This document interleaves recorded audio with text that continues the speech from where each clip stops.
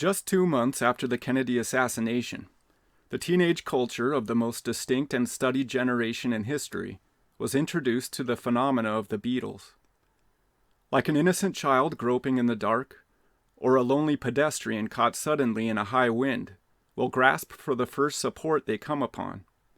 The Beatles were given to baby boomers as a parent would give a nipple to a distraught child.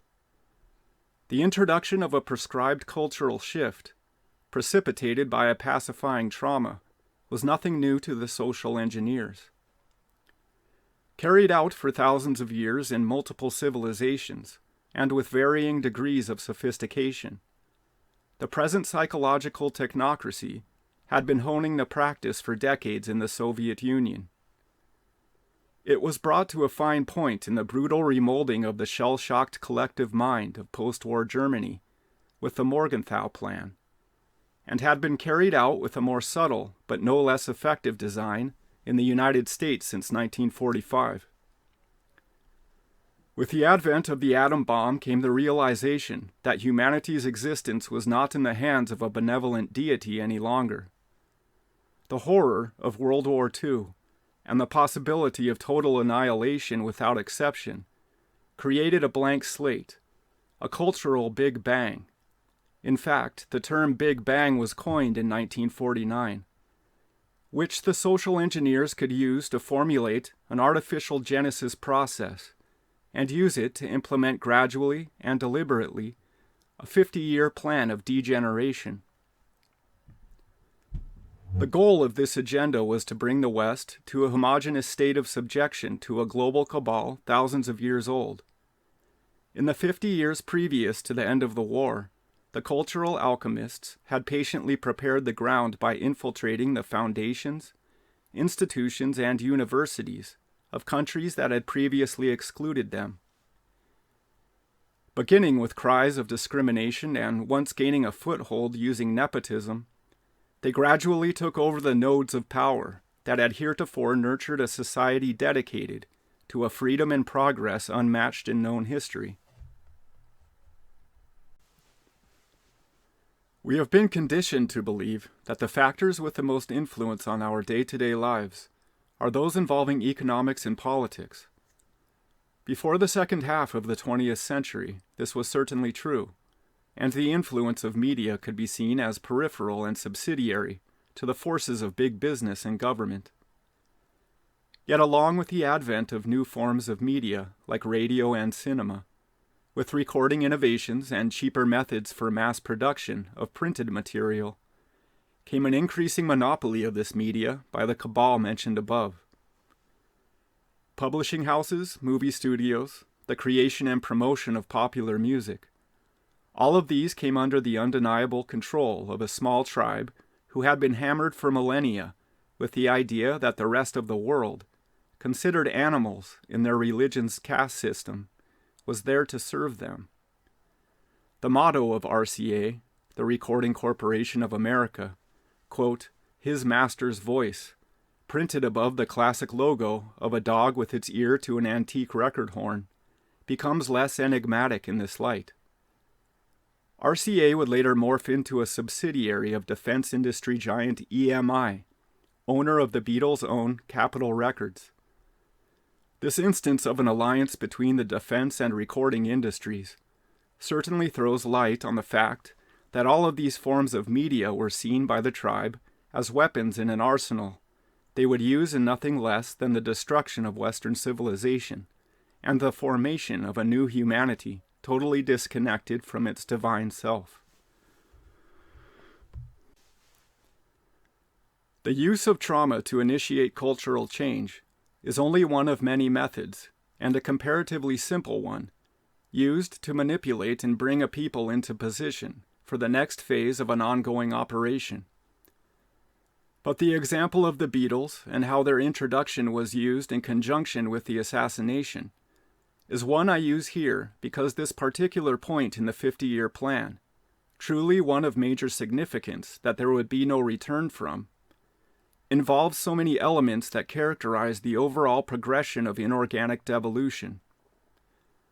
The drawing into position of the subject population by the appearance of positivity and good feeling, the use of symbol and deep imagery that speaks to the subject on subconscious levels, content that is predictive of later phases of the operation, and occult or shadow language and symbol intelligible only to those on board with the plan and used in an almost mocking manner. The manipulation of organic and the formulation of artificial cultural cycles plays a prominent part in this particular instance, and is one of the overall themes of the content which follows. Far from being a cold clinical exposition of the technology of social engineering, devoid of personal sentiment, on the contrary, my documentation of this tragic experiment, inflicted upon the most innocent, the most unwary, is highly personal, not only for myself, a lifelong student of this project and totally lacking in academic indoctrination, but for my family, my nation, my race, humanity as a whole. The consequences affect not just those generations alive during this 50-year plan, but will alter the lives of generations hundreds of years into the future, unless humanity awakens to the massive crime perpetrated against it in the relatively short time period detailed in this work. Hundreds of millions of lives destroyed, not only in the massive wars of transition waged in part to bring mankind to a more malleable position and destroy the best and brightest, but also the victims of the intentional cultural degeneration. These include the broken casualties of the sexual revolution, the depraved murders and rapes fueled by pornography's bottomless whirlpool of dehumanizing objectification and limitless sadism, the victims usually society's most innocent. The consumers of the smut should of course be counted among those victims, the broken families, the young men and women who lose sexual function, the tens of millions, victims of the drug trade and its tentacles, including the government-sanctioned halls of torture we call prisons. The endless list of societal maladies could fill volume after volume. It was not easy to maintain a straight course once I accepted the responsibility of chronicling, to the best of my abilities, this trail of carnage. So many stories deserve to be told, so many dark side paths to be explored, where I could but place an exit sign to an off-ramp. Hopefully this work will open a Pandora's box for other truth seekers. The destruction of individual lives, as painful, as torturous as those losses are but one side of the horror. Physical wounds heal. The innocent soul returns in the pure life of the newborn. It is the twisting of the collective mind of man over generations, the alienation from his true self, the atomization of humanity that is the true horror.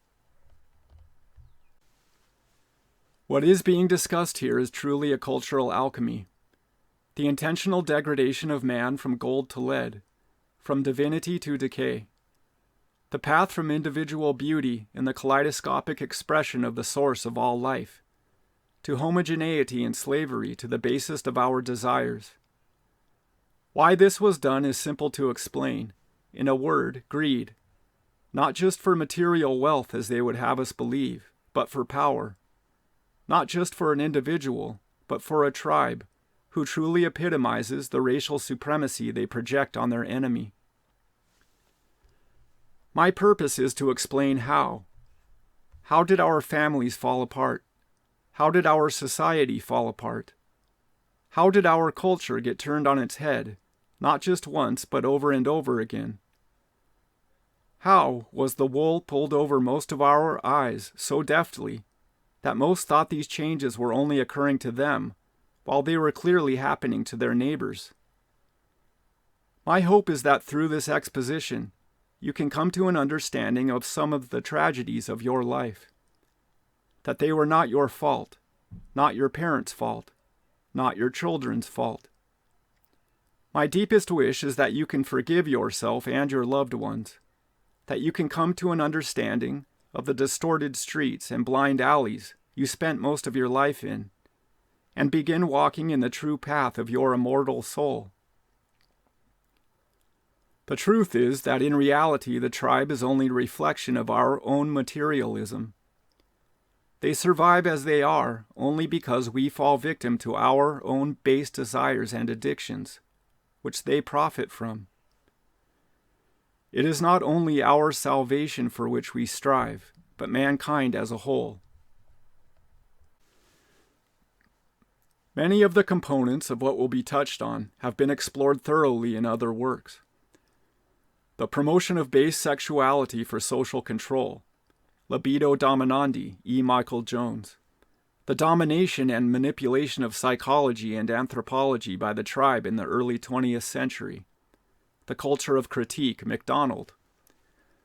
The link between the defense industry and popular music, signified by the extreme prevalence of the children of high-level military and intelligence families in the rock bands of the 60s counterculture, Weird Scenes Inside the Canyon, McGowan, and a plethora of other works detailing the methods of technocracy and social engineering at a scientific utilitarian level. What I am attempting is something deeper, the application of occult knowledge, natural law, the tenets of theosophy or the wisdom religion, to the twisting, mimicking, and ultimately the reversal of the collective spiritual evolutionary path of humanity at this stage of civilization. It is only by mirroring, by baiting the masses with deep truth, that they can be manipulated so thoroughly and completely. Only a tiny few, who were lucky enough to have escaped the heavy childhood conditioning most are subject to, are able to get a glimpse past these veils raised by a careful sorcery. Most will be totally unfamiliar with many of the concepts I elaborate here. Hopefully, by the use of analogy and correspondence, signposts along the path of occult knowledge, these concepts will precipitate on receptive minds. It will take some effort on your part, an open, unassuming, and non-prejudicial cognition, so rare among a mentally anesthetized population, and an ability to read between the lines must be utilized. Lastly, to be able to fearlessly examine yourself in the light of these revelations must be cultivated if this work is to achieve what I so greatly desire for my fellow beings. A healthy clarity that cleanses your true self of the grime and mire artificially imposed on you through the vicious, unwavering strategies of a small, sad tribe. It is natural to have material attachments, passions, desires that dim our inner sight on our soul's journey through materiality. It is, in effect, both the blatant and subtle exploitation of these weaknesses, common to all embodied souls, that is hopefully made clear. Because this subject is so vast and takes in so many disciplines and channels of operation, to avoid losing ourselves in endless and numerous rabbit holes, I will be concentrating on the mass media in general, and popular music specifically. They will be used to present a constant, devolving thread, which can be returned to for continuity. Sound being the most primal of senses, the word creating form, and therefore of the most occult significance. It is not only for the purpose of convenience that music will be of primary importance. The primal effect of sound on human attitude and behavior was obviously recognized by the tribe, despite their concerted and repeated efforts to downplay the effects. These efforts went as far as the halls of Congress, with the Carnival of Mockery, which was the Parents Music Resource Center hearings in the mid-'80s. This fiasco was the final nail in the coffin for any discussion of the attack on adolescent population of the West through popular music, and cleared the way for the perpetration of the basest and most demeaning cultural shift in American history. This shift was accomplished by a reformation using sound. Again, it is through a mirroring, and where needed a reversal of natural law, that the plan is accomplished. It must be stressed that it is not my intention to lay all of Western civilization's problems at the feet of this project. Of course, we are responsible for our own lives, to the extent we can control them. But where does personal reliance end and maleficent, unnatural cultural influence begin? How would your life and your perspective on the world be different if your family hadn't fallen apart? How would your relationships be different without the influence of pornography, the lies of the Kinsey Report, the constant barrage of cheap sexuality from billboards, television, and every other form of media? Unless you are among the ultra-rich, you don't have the choice of avoiding it. And isn't the avoidance itself an imposition, even for those lucky enough to achieve it? Surely it would take a severe cloistering of our children that itself would be unhealthy. There is a memory imprinted on my mind at the age of 4 that will always be there, and that my mother, if she had known, would have done everything in her power to shield me from. We were in a pharmacy in downtown La Jolla, California, in the late 70s, the furthest thing from a Times Square or a red light district. Scanning the magazine rack, my eyes fell upon the image of a nude woman being fed into a meat grinder on the cover of a Hustler magazine. Much later I found out that there had been a massive uproar by women's groups over this cover, but as young children, how did my generation digest this? This was by no means an isolated incident for myself or my peers. Liquor and convenience stores continued to place detective magazines, depicting tied-up, half-naked women with knives to their throats, next to Playboy and Penthouse magazines, always at eye level, on their magazine racks for the rest of my childhood. This continued until Dr. Judith Reisman brought it to the attention of the Mies Commission on Pornography in 1985. Those who protested against something so obviously harmful were always depicted as uptight prudes in the media, in the same way Tipper Gore and the PMRC were vilified unjustly as endorsing censorship in music. Tell that to the families of the thousands of women brutally murdered and raped in sex attacks during this same period. The day before Ted Bundy was executed, he detailed how this combination of sex and violence had been the key factor driving his rampage against women. In predictable fashion, the media portrayed this as a pathetic last-minute ploy by Bundy to save himself from execution. This denigration of females was by no means limited to print media. From the early 70s forward, hard rock bands like Alice Cooper and countless others were mimicking the torture and murder of women on stage to audiences of drug-soaked and frustrated young men. Every week a new slasher film would be released, mixing sex with the mutilation of young women, as the drumbeat of real-life murder and rape continued to increase in frequency. The examples of manipulation given in the introduction to this work are merely rooms in the vast mansion of horror that has typified our culture for the past 70-odd years. I will be concentrating for the most part on the music industry as the main influence, guiding us like a Pied Piper on a descending path, extending from 1945 to 1994, and made up of 7 genres lasting 7 years each. Each of these genres correspond to one of the 7 principal divisions of individual humanity on a descending scale from spirit or the divine self, down to the basest material level, totally devoid of ethics, morality, or any conception of universal brotherhood. The concept of this septenary division, although existent since the dawn of history, will be alien to almost all of you, and I will provide a simple preliminary explanation that will expand in understanding as you progress through the book.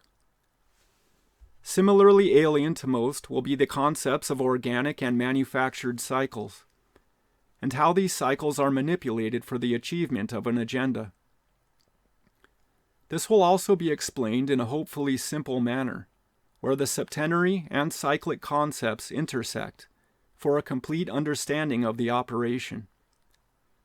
Although these two occult principles have been explored extensively, most fully during the cyclic 100-year spiritual precipitation typified by Theosophy in the years around 1875, they have never, as far as I know, been addressed in terms of cultural alchemy.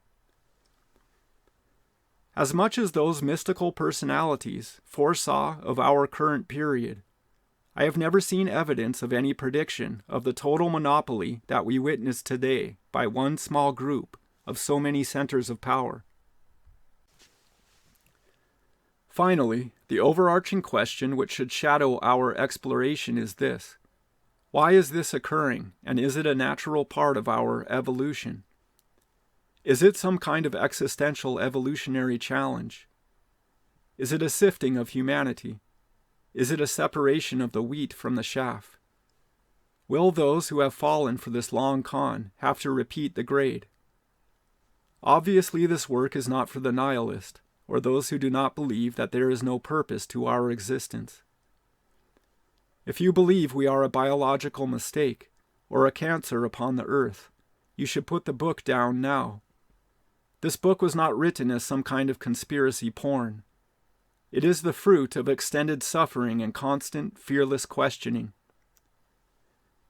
It was written out of a deep love of humanity and its endless beauty, a deep love for all of humanity, including the tribe.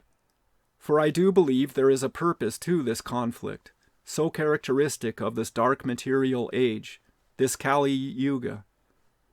Maybe it is to know ourselves, in contrast to a shadow thrown out to its full length, due to our distance from the light.